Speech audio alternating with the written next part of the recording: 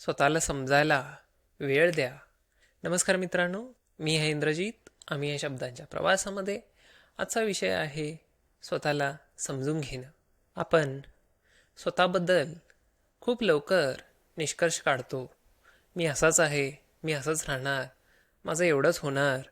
पण माणूस एका ओळीत बसत नाही. आपली भावना बदलतात, आपले गरजा बदलतात, आपली ओळख ही बदलते. स्वतःला समजून घेणं हा एक मोठा संवाद आहे स्वतःबरोबर. त्याला वेळ लागणार, तो हळूहळू उलगडणार.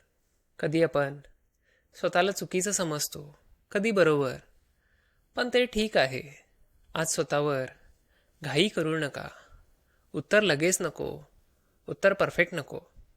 स्वतःला समजायला वेळ द्या, कारण हा प्रवास आयुष्यभर चालणार आहे आणि तुमच्यासोबतच चालणार आहे.